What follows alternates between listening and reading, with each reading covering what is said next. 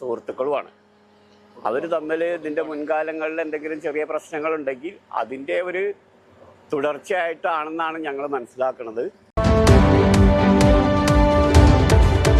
Channel 10 പ്രിയപ്പെട്ട പ്രേക്ഷകർക്ക് സ്വാഗതം. നമസ്കാരം. നമ്മൾ ഇന്ന് എത്തി നിൽക്കുന്നത് പെരിന്തൽമണ്ണ ആലിപ്പറമ്പിലാണ്. ഈ ഒരു നാട് വലിയ രീതിയിൽ ഞെട്ടിയിരിക്കുകയാണ്. നാടിനെ നടുക്കിയ കൊലപാതകം ഇന്ന് രാത്രി 10:30 അരങ്ങേറിയിട്ടുള്ളത്. അയൽവാസിയായിട്ടുള്ള സത്യനാരായണനാണ് സുഹൃത്തും കുടുംബക്കാരനുമായിട്ടുള്ള പുത്തൻ വീട്ടിൽ സുരേഷ് ബാബു എന്ന യുവാവിനെ ഇന്നലെ രാത്രി 10:30 കൊലപ്പെടുത്തിയിട്ടുള്ളത്. വലിയ രീതിയിൽ ഈ നാട് നടുങ്ങിയ ഒരു അവസ്ഥ. ഇവർ തമ്മിൽ മുമ്പും പ്രശ്നങ്ങളുള്ളതായി പോലീസും ബന്ധുക്കളും പറഞ്ഞിരുന്നു.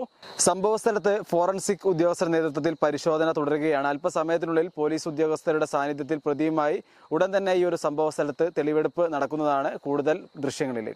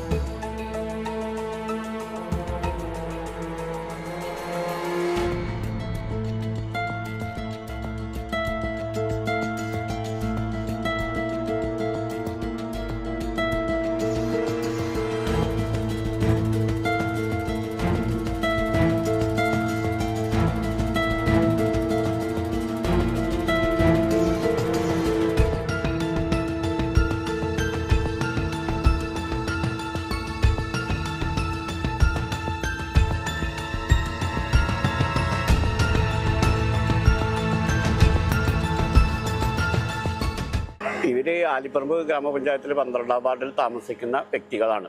പരസ്പരം രണ്ടുപേരും സുഹൃത്തുക്കളുമാണ്.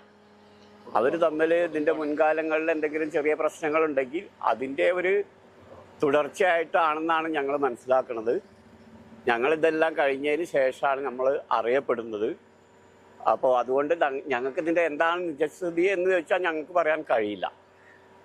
അവർ തമ്മിൽ എന്താണ് പൂർവ്വവൈരാഗ്യം ഉണ്ടായിരുന്നോ, അതോ ഇത് പെട്ടെന്നുണ്ടായതാണോ, അതോ ഇവർ മദ്യപിച്ചതിൻ്റെ ഭാഗമായി ഉണ്ടായതാണോ എന്നുള്ളത് ചോദിച്ചാൽ ഞങ്ങൾക്ക് വ്യക്തമായി പറയാൻ കഴിയില്ല.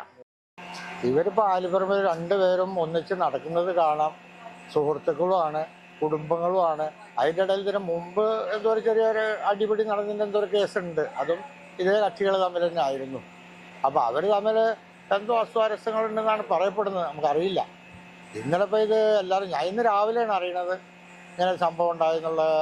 അത്രേ ഉള്ളൂ. വേറെ ഇതിനെപ്പറ്റി കൂടുതലൊന്നും അറിഞ്ഞിട്ടില്ല. ഒന്നാമത് ഒരു വേറൊരു സംഭവമൊന്നുമില്ല. ഇതിൻ്റെ ഇടയിൽ മറ്റൊരു സംഭവങ്ങൾ ഇവർ തമ്മിലുള്ള വ്യക്തിപരമായ വിഷയങ്ങൾ മാത്രമേ ഉള്ളൂ. മറ്റുള്ള ഒരു വിഷയങ്ങളും ഞങ്ങൾ നാട്ടുകാരും അറിഞ്ഞിട്ടില്ല. ഞാൻ ഇവിടെ അടുത്ത് അയൽവാസി തന്നെയാണ്. ഇന്ന് കാലത്താണ് ഞാൻ ഈ വിവരം അറിഞ്ഞത്. അത് ഇവിടെ അടുത്ത് UP സ്കൂളുണ്ട്. ആ UP സ്കൂളിൻ്റെ അവിടെ വെച്ചിട്ടാണ് ഞാൻ സംഭവം അറിയുന്നത്. ഇവിടെ ഇങ്ങനൊരു സംഭവം നടന്നു. അപ്പോൾ ഒരു ഫീസ് ഊരിയിട്ട് ആദ്യം ഒരു വ്യക്തിയെ വിളിച്ചു. രണ്ടാമത് ആ വ്യക്തി പറഞ്ഞു എനിക്കിപ്പോൾ അവിടുത്തെ ഇൻചാർജ് ഇല്ല. രണ്ടാമത് ഇവിടെ KSEBയിൽ വർക്ക് ചെയ്തിരുന്ന ആളെ വിളിക്കാൻ പറഞ്ഞു ആദ്യത്തെ വ്യക്തി. അപ്പോൾ രണ്ടാമത്തെ വ്യക്തിനെയും വിളിച്ചു.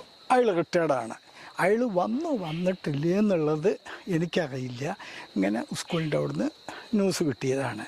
പിന്നെ ഇവിടേക്ക് രണ്ടാമത്തെ വ്യക്തിക്ക് കോൾ ചെയ്തോ എന്നുള്ള കാര്യം എനിക്കറിയില്ല. മൂപ്പര് റിട്ടയർഡാണ്. അപ്പോൾ അവർക്ക് ഇതിൻ്റെ ട്രാൻസ്ഫോമറിൻ്റെ അടുത്ത് KSEBിയുടെ ഇൻചാർജില്ല. പിന്നെ എങ്ങനെയാണ് എന്നുള്ളത് എനിക്കറിയില്ല. ഞാൻ ഇന്ന് കാലത്ത് എണീറ്റ് ഒന്ന് വിഷുവായിട്ട് ഇന്നലെ രാത്രി കുറച്ച് നേരത്തെ കിടന്നു. ഇന്ന് കാലത്ത് ഞാൻ കുറച്ച് നേരത്തെ എണീറ്റ് 4 മണിക്ക്. അങ്ങനെ പുലർച്ചയിലാണ് ഈ വിവരം ഞാൻ അറിഞ്ഞിട്ടുള്ളത്. ഇങ്ങനെ പുറത്തു ഇറങ്ങിയപ്പോഴാണ് ഇങ്ങനെ സംഭവം ഉണ്ടായിരുന്നു അറിയണത്. രണ്ടുപേരും നമുക്ക് വേണ്ടപ്പെട്ട അയൽവാസികൾ തന്നെയാണ്. പക്ഷെ ഇങ്ങനൊരു സംഭവം ഉണ്ടായതിൽ എനിക്ക് വളരെ ദുഃഖമുണ്ട്. എൻ്റെ അമ്മാവനാണ് ഇതപ്പോൾ ഇവിടെ അടങ്ങിയെന്നായിരുന്നു. പെരിന്തൽമണ്ണ EMS ആശുപത്രിയിൽ നിന്ന് ഇൻക്വസ്റ്റ് നടപടികൾ പൂർത്തിയായിക്കൊണ്ട് മൃതദേഹം തിരൂർ ഗവൺമെൻറ് ആശുപത്രിയിലേക്ക് കൊണ്ടുപോയിട്ടുണ്ട്.